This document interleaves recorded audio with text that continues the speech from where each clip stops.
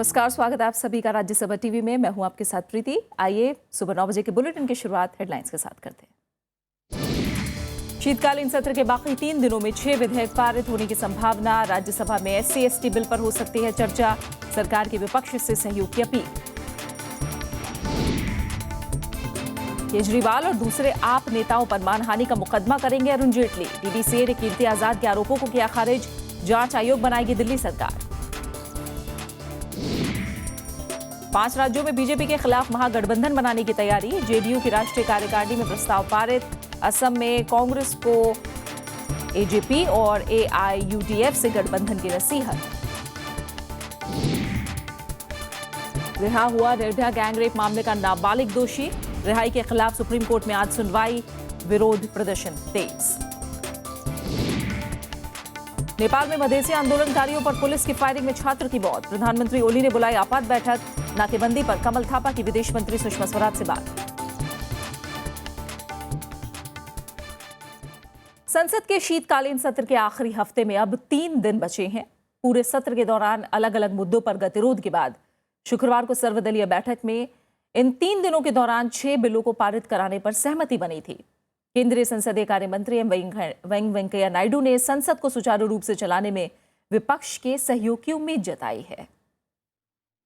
संसद के शीतकालीन सत्र के बाकी बचे 3 दिनों में सरकार का जोर अटके पड़े विधायी कामों को निपटाने पर होगा। विपक्ष के आश्वासन के बाद सरकार की कोशिश 6 अहम बिलों को पारित कराने की होगी। चर्चा में आने वाले विधायकों में अनुसूचित जाति और अनुसूचित जनजाति अत्याचार निवारण संशोधन विधेयक, विनियोग विधेयक, एंटी हाईजैकिंग बिल, परमाणु ऊर्जा संशोधन विधेयक, वाणिज्य अदालतों से जुड़ा विधेयक और मध्यस्थता और सुलह संशोधन विधेयक शामिल है। इसके अलावा विसल ब्लोअर प्रोटेक्शन संशोधन विधेयक, बाल श्रम प्रतिषेध और विनियमन संशोधन विधेयक और किशोर न्याय, बालकों की देखरेख और संरक्षण विधेयक पर भी चर्चा होगी। इसमें से कई बिल आज चर्चा के लिए संसद की कार्यसूची में शामिल किए गए हैं। सरकार को इसमें विपक्ष से सहयोग की उम्मीद है। राज्यसभा भी चलेगा। कुछ संकेत भी मिला कुछ बिल्स को पास करने के लिए कांग्रेस ने भी कहा हम लोग भी पास करेंगे। देखेंगे, हम आशा करते हैं GST बिल और रियल एस्टेट बिल और अन्य महत्वपूर्ण विधेयकों को भी वो समर्थन दिए तो अच्छा होगा और देश का भला होगा। ये मेरा अनुरोध है विपक्ष से, मुख्य रूप में कांग्रेस से। आप लोग कृपया, ये बिल्स आपका है, इसको आप लोग समर्थन करिए और 3 दिन में सब कुछ कर सकते, पहले भी किया हम लोगों ने। दरअसल शीतकालीन सत्र में विभिन्न मुद्दों पर गतिरोध के चलते विधायी कामकाज नहीं हो पाया। संविधान संशोधन से जुड़े GST बिल पर सरकार और विपक्ष में अभी तक आम राय नहीं बन पाई है, जिसके चलते सरकार ने इसे मौजूदा सत्र में लाने का इरादा छोड़ दिया है। सत्र के बचे 3 दिनों के दौरान असहिष्णुता, मूल्य वृद्धि, बाढ़ और सूखे के हालात पर चर्चा होने की उम्मीद है। इसके अलावा राजस्थान और अरुणाचल प्रदेश के राज्यपालों के मुद्दे पर भी चर्चा होने की उम्मीद है। Bureau report, Rajya Sabha TV. केंद्र सरकार आज संसद में इंसॉल्वेंसी और बैंक्रप्सी कोड विधेयक पेश करेगी। देश में कारोबार को सुगम बनाने के मकसद से सरकार दिवालियापन से जुड़े मुद्दों को निपटाने के लिए विधेयक ला रही है। वित्त मंत्री अरुण जेटली लोकसभा में विधेयक को पेश करेंगे।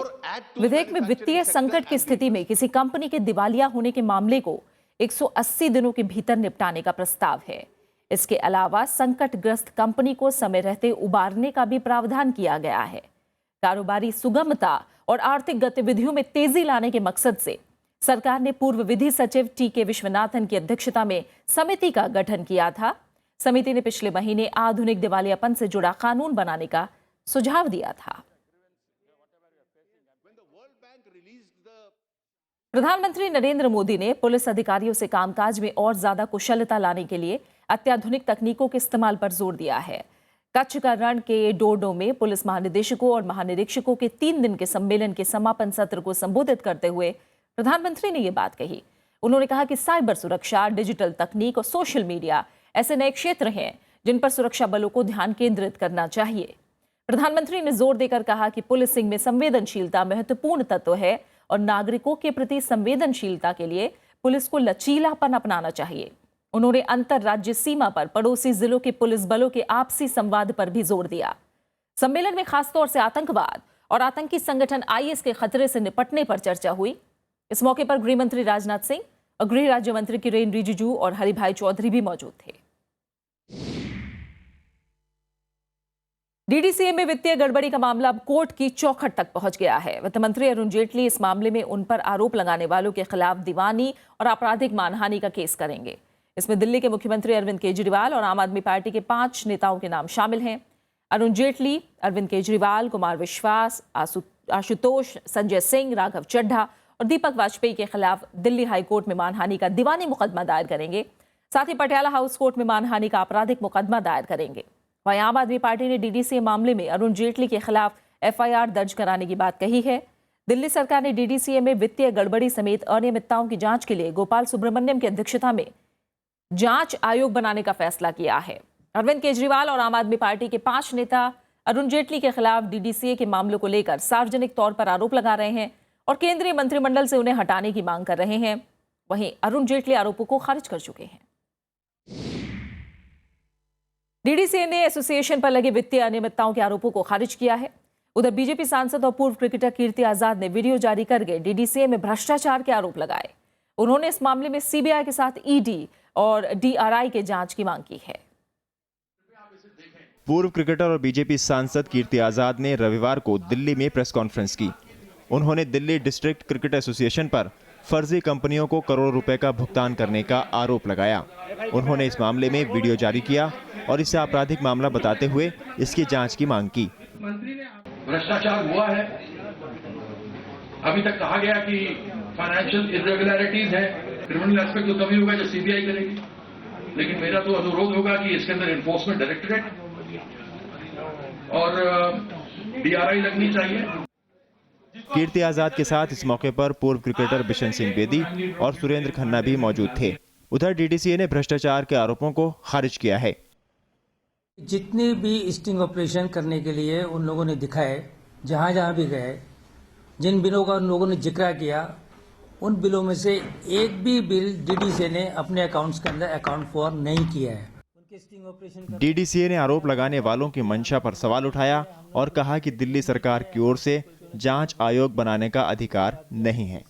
डीडीसीए ने इस तरह के आरोपों से बचने के लिए एसोसिएशन के राजस्व विभाग को और बेहतर बनाने का भरोसा दिया है। प्रणव गोस्वामी, राज्यसभा टीवी। कीर्ति आजाद की तरफ से वीडियो जारी करने के बाद आम आदमी पार्टी ने डीडीसीए मामले में आपराधिक मामला दर्ज करने की बात कही है। कांग्रेस ने अरुण जेटली पर जांच से बचने का आरोप लगाया। वहीं बीजेपी और केंद्र सरकार इस मामले में वित्त मंत्री अरुण जेटली के साथ खड़ी है। वो कह रहे हैं कि ये जो कुछ घोटाला हो रहा है, इन घोटालों में लिप्त जो हमारे लोग हैं उनको बचाना मेरी जिम्मेदारी है। सीआरपीसी की धारा 120 के तहत इन घोटालों में षड्यंत्र में शामिल होने के तहत अरुण जेटली के खिलाफ फौरन केस दर्ज होना चाहिए, उनके खिलाफ मुकदमा दर्ज होना चाहिए। प्रश्न ये है कि 2 जजेस इंक्वायरी जो बिठाई गई थी अदालत के द्वारा, उसमें जो फाइनेंशियल इरेगुलरिटीज दिखाई गई हैं, क्या वो सही है?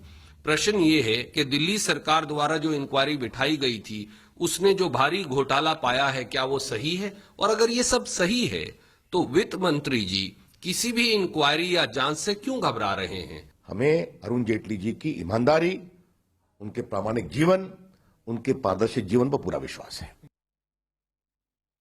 बिहार में महागठबंधन के प्रयोग के बाद अब जेडीयू अगले साल 5 राज्यों में होने वाले विधानसभा चुनाव में यह नुस्खा आजमाने की कोशिश में है। पार्टी कार्यकारिणी की कल दिल्ली में हुई बैठक में बीजेपी के खिलाफ महागठबंधन बनाने का राजनीतिक प्रस्ताव पारित किया गया। जेडीयू ने कहा कि असम जैसे राज्य में चुनावी सफलता के लिए कांग्रेस को कुछ और त्याग करना होगा। जनता दल यूनाइटेड की कार्यकारिणी में पारित राजनीतिक प्रस्ताव में नीतीश कुमार को सर्वमान्य राष्ट्रीय नेता के तौर पर पेश किया गया। प्रस्ताव के मुताबिक देश में गैर एनडीए दलों के खिलाफ महागठबंधन को समय की जरूरत बताया गया है। निगाहें अगले साल 5 राज्यों असम, पश्चिम बंगाल, तमिलनाडु, पुडुचेरी और केरल के चुनावों पर है। पार्टी की राष्ट्रीय कार्यकारिणी पार्टी के शीर्ष नेतृत्व में अपनी आस्था प्रकट करते हुए वर्तमान सरकार के विरुद्ध बिहार के महागठबंधन की तर्ज पर on the political line of the Mahagathbandhan of Bihar सभी दलों को लामबंद करने की कोशिश का दायित्व भी सौंपती है। बिहार विधानसभा चुनाव में शानदार जीत के बाद ये पार्टी की पहली राष्ट्रीय कार्यकारिणी थी। बैठक में यह भी फैसला किया गया कि पार्टी अपने मौजूदा चुनाव चिन्ह तीर को बदलेगी। पार्टी का जो चुनाव चिन्ह है वो जेएमएम और शिवसेना से मिलता जुलता है, जिसकी वजह से 5 उम्मीदवार इस बार भी हारे हैं, पहले भी हारे हैं। लोकसभा चुनाव में 75,000 तक वोट मिली हैं, विधानसभा में 17,000 तक वोट इन चिन्हों पे मिली हैं जो पार्टी एग्जिस्ट नहीं करती है वहां पे। बैठक में मंजूर किए गए राजनीतिक प्रस्ताव में बीजेपी और आरएसएस की नीतियों की आलोचना की गई है। जेडीयू ने आरोप लगाया कि देश में धार्मिक और भाषाई अल्पसंख्यकों के खिलाफ साजिशें रची जा रही हैं। Bureau report, Rajya Sabha TV. Nirbhaya कांड में दोषी नाबालिग को रिहा किए जाने के खिलाफ याचिका पर सुप्रीम कोर्ट आज सुनवाई करेगा। रविवार को नाबालिग को सुधार गृह से रिहा करके एक एनजीओ में भेज दिया गया। दिल्ली महिला आयोग ने शनिवार रात सुप्रीम कोर्ट से रिहाई पर रोक लगाने की मांग की थी। कोर्ट ने रिहाई से इनकार करते हुए याचिका पर सोमवार को सुनवाई करने की बात कही थी। रिहाई के खिलाफ विरोध प्रदर्शन तेज हो गया है। रविवार को दिल्ली में जंतर मंतर से लेकर इंडिया गेट तक प्रदर्शन हुए। प्रदर्शन में निर्भया के माता पिता भी शामिल थे। ये लोग नाबालिग दोषी की रिहाई का विरोध कर रहे थे। निर्भया की मां ने दोषी की रिहाई पर दुख जताते हुए कहा कि रिहाई रोकने के लिए सरकार को पहले से कदम उठाने चाहिए थे। व्यापम घोटाले के मुख्य आरोपी और मध्य प्रदेश के पूर्व शिक्षा मंत्री लक्ष्मीकांत शर्मा रविवार को जमानत पर जेल से बाहर आए। रिहाई के दौरान भोपाल केंद्रीय जेल के बाहर लक्ष्मीकांत शर्मा के सैकड़ों समर्थकों की भीड़ थी। उन्हें हाईकोर्ट से शुक्रवार को ही जमानत मिल गई थी। बीते 19 महीने से वो जेल में बंद थे। पूर्व मंत्री लक्ष्मीकांत शर्मा पर व्यापम से जुड़े 7 मामलों में केस दर्ज है। इससे पहले उन्हें दूसरे 6 मामलों में जमानत मिल चुकी थी। व्यापम घोटाले में अब तक 40 से ज्यादा लोगों की संदिग्ध हालात में मौत हो चुकी है और सीबीआई इस मामले की जांच कर रही है। मुझे नई जांच एजेंसी पर और माननीय न्यायालय पर पूर्ण विश्वास है और मुझे न्याय मिलेगा। और आप बने रहे हमारे साथ, हम लौट रहे हैं एक छोटे से ब्रेक के बाद।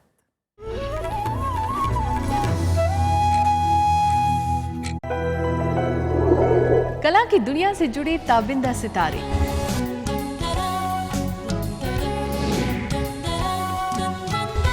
उनका संघर्ष, उनकी खुशियां, उनके गम। हमें अपने जड़ों से जुड़ना है। सियात का होना खुदा के बराबर है। क्रिएटिविटी का जज्बा आपके शरीर में चलता है, मुझे लगता है। मैंने कहा अम्मा जो भी दाल रोटियों की खाऊंगा पर मैं रियाज करूंगा। हर मुलाकात का अंजाम जुदाई है। उनकी कामयाबियों और उनकी जिंदगी की तस्वीर है प्रोग्राम शख्सियत। थोड़ा मिले इज्जत का मिले।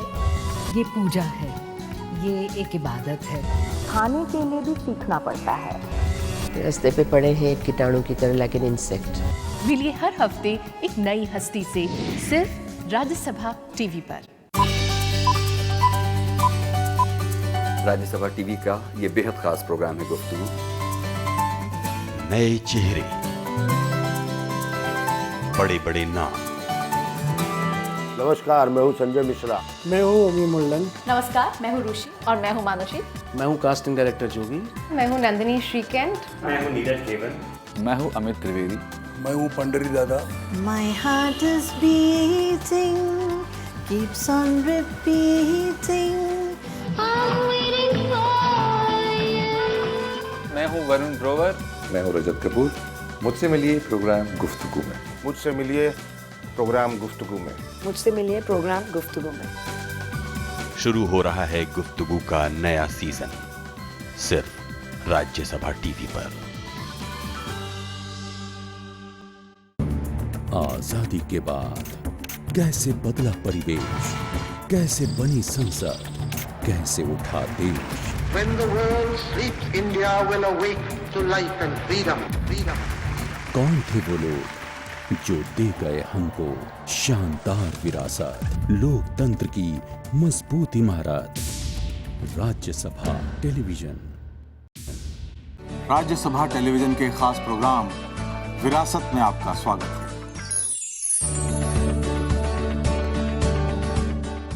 नया कलेवर, नया अंदाज, नए रूप में विरासत का आगाज।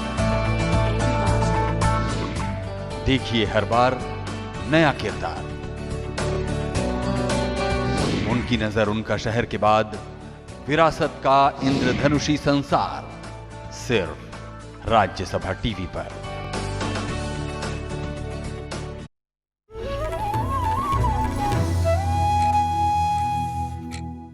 वित्त मंत्री अरुण जेटली ने कहा है कि तमिलनाडु में बीमा दावों का तुरंत निपटारा होगा। चेन्नई में कल उन्होंने कहा कि बैंक बाढ़ पीड़ितों को रियायती दर पर कर्ज दे रहे हैं। वित्त मंत्री ने मुख्यमंत्री जयललिता से भी मुलाकात की। वित्त मंत्री अरुण जेटली ने चेन्नई में बाढ़ पीड़ितों की मदद के लिए कई घोषणाएं की। उन्होंने कहा कि सबसे बड़ी चुनौती पीड़ितों के आंसू पोंछने की है और इसमें वित्तीय संसाधनों की भूमिका अहम है।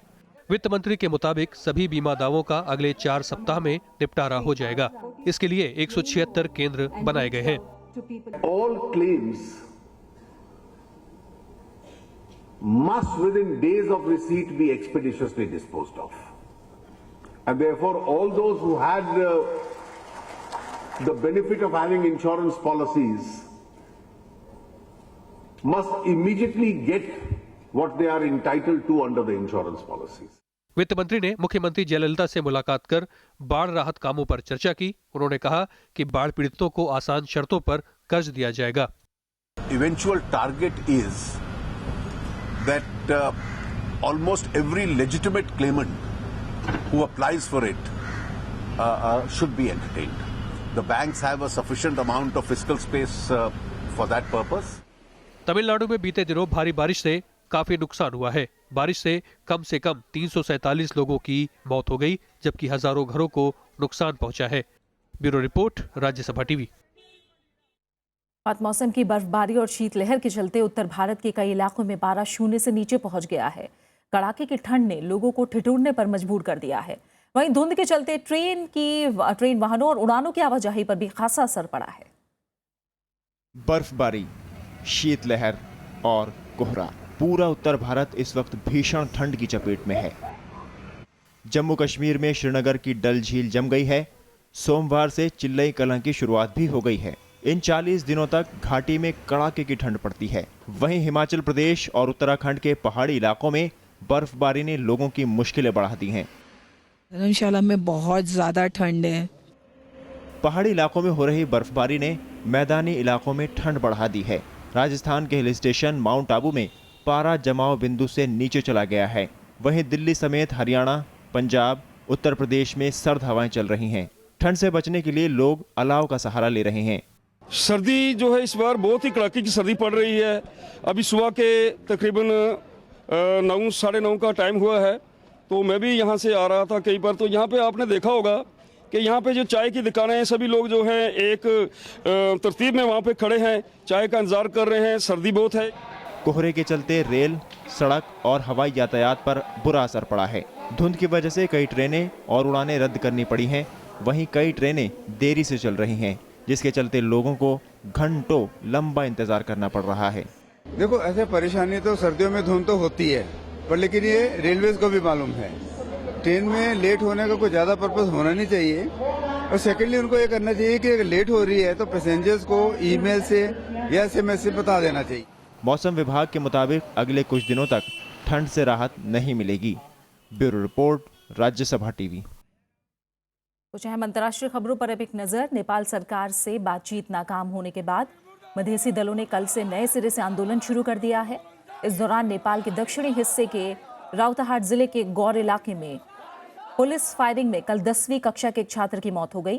प्रशासन ने गौर इलाके में अनिश्चितकाल के लिए कर्फ्यू लगा दिया है और प्रधानमंत्री KP शर्मा ओली ने कैबिनेट की आपात बैठक बुलाई है। इस बीच मुख्य विपक्षी दल नेपाली कांग्रेस और मधेसी समूह भारत के साथ लगती सीमा पर नाकेबंदी से पैदा हुए मौजूदा राजनीतिक संकट के जल्द हल के लिए सहमत हो गए हैं। वहीं नेपाल के उप प्रधानमंत्री कमल थापा ने लंदन से फोन करके विदेश मंत्री सुषमा स्वराज से कई बार बातचीत की। नेपाल लौटने के बाद थापा ने दक्षिणी तराई क्षेत्र में मधेसियों की समस्या के जल्द समाधान की उम्मीद जताई है। नेपाली उप प्रधानमंत्री कमल थापा तेल आयात पर बात करने बुधवार को चीन जाने वाले हैं।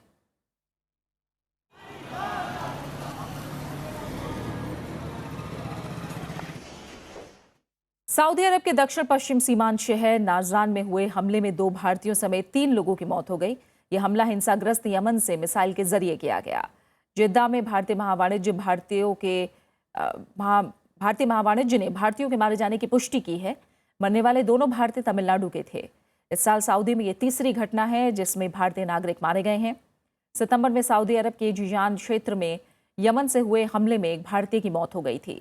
सऊदी अरब की अगुवाई में गठबंधन 26 मार्च से ही यमन में हूथी विद्रोहियों से लड़ रहा है। दोनों तरफ से प्रतिनिधि स्विट्जरलैंड में संयुक्त राष्ट्र प्रायोजित वार्ता में फिलहाल शामिल हो रहे हैं।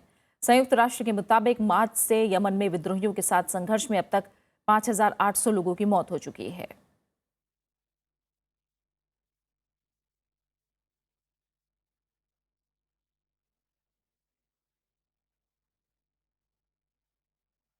स्पेन में हुए संसदीय चुनाव में सत्ताधारी कंजर्वेटिव को बढ़त मिलती नजर आ रही है।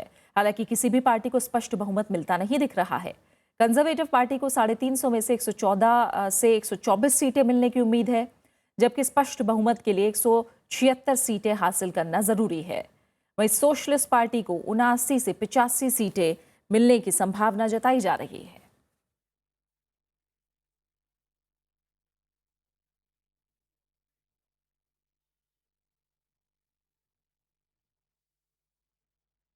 पेरिस में पिछले महीने हुए आतंकी हमले के सिलसिले में बेल्जियम में 2 और संदिग्धों की गिरफ्तारी हुई है। बेल्जियम की पुलिस ने ब्रिसल्स के केंद्र में पर्यटकों की आमद वाले इलाके में छापेमारी के बाद गिरफ्तारी की है। गिरफ्तारी के लिए 5 घंटे तक पुलिस का ऑपरेशन चला। गिरफ्तार लोगों के बारे में ज्यादा जानकारी तो नहीं दी गई है, लेकिन ये साफ किया गया है कि हमले का मुख्य आरोपी साले अब्दुल सलाम इनमें शामिल नहीं है। पेरिस में बीते 13 नवंबर को हुए हमले में 130 से ज्यादा लोग मारे गए थे। बेल्जियम में इस मामले में अभी तक 8 लोग गिरफ्तार किए जा चुके हैं। इस आतंकी हमले की जिम्मेदारी आतंकी संगठन IS ने ली थी।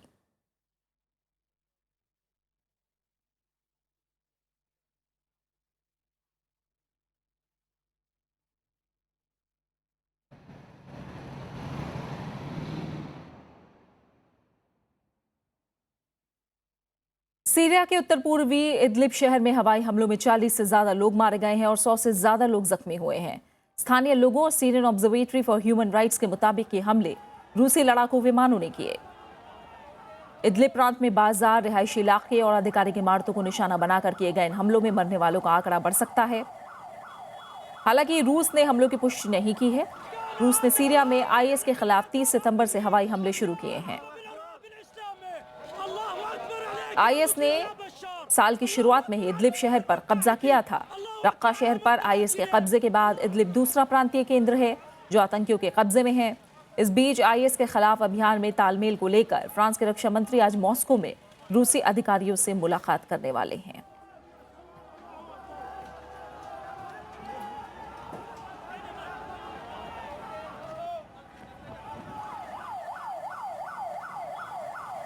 चीन में भूस्खलन में लापता हुए 59 लोगों का अभी तक कोई पता नहीं चल पाया है। रविवार को चीन के शिंजियन में औद्योगिक पार्क की 33 इमारतें गिर गईं। तब से ये लोग लापता हैं। स्थानीय प्रशासन के मुताबिक लापता लोगों में 36 पुरुष और 23 महिलाएं शामिल हैं। इस बीच 900 लोगों को अब तक बाहर निकाला जा चुका है। राहत और बचाव का काम भी जोरों पर है। भूस्खलन के चलते हादसे वाली जगह पर गैस पाइपलाइन के फटने की भी खबर है।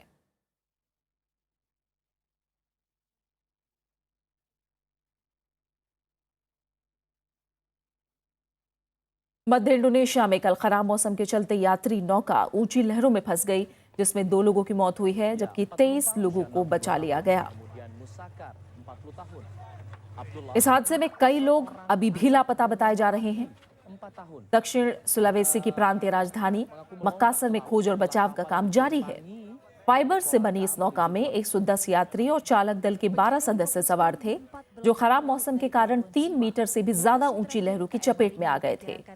चालक दल के सदस्यों की तरफ से संकट की जानकारी के बाद बचाव नौकाओं और जहाजों को केंदारी और मक्कासर भेजा गया।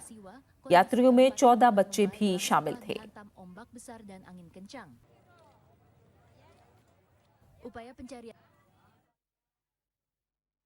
और हिंसा और आतंकवाद से जूझ रहे इराक में 43 साल के अंतराल के बाद सौंदर्य प्रतियोगिता का आयोजन किया गया।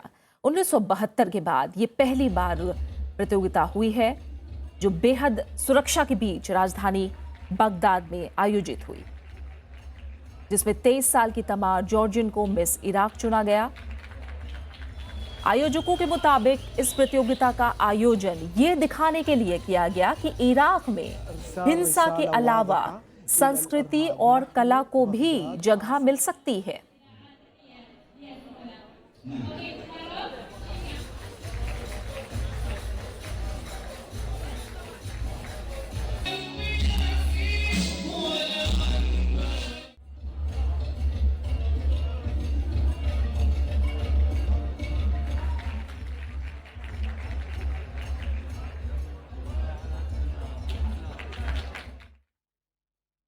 फिलीपींस की पिया अलोंजो साल 2015 की मिस यूनिवर्स चुनी गई हैं।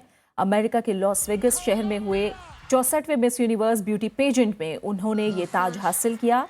फाइनल राउंड में अमेरिका, फिलीपींस और कोलंबिया की ब्यूटी क्वींस पहुंची थी। भारत की तरफ से भाग लेने वाली उर्वशी रौतेला टॉप 15 में भी नहीं पहुंच पाई। Miss Colombia Andriana Gutierrez first runner up और miss US Olivia Jordan second runner up रही हैं। कॉन्टेस्ट में 80 देशों की सुंदरियों ने हिस्सा लिया था।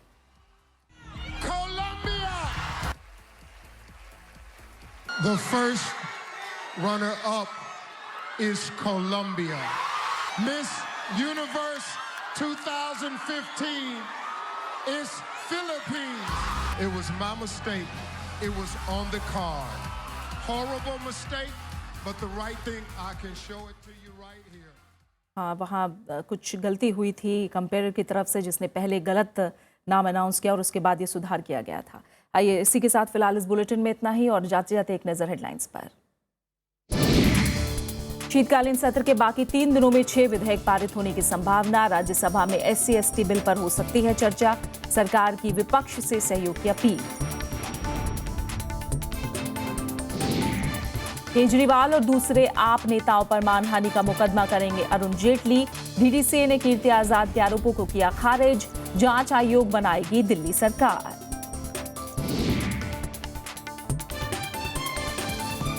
पांच राज्यों में बीजेपी के खिलाफ महागठबंधन बनाने की तैयारी। जेडीयू की राष्ट्रीय कार्यकारिणी में प्रस्ताव पारित। असम में कांग्रेस को AJP और AIUDF से गठबंधन की नसीहत। रिहा हुआ निर्भया गैंगरेप मामले का नाबालिग दोषी। रिहाई के खिलाफ सुप्रीम कोर्ट में आज सुनवाई। विरोध प्रदर्शन तेज। नेपाल में मधेसी आंदोलनकारियों पर पुलिस की फायरिंग में छात्र की मौत। प्रधानमंत्री ओली ने बुलाई आपात बैठक। नाकेबंदी पर कमल थापा की विदेश मंत्री सुषमा स्वराज से बात।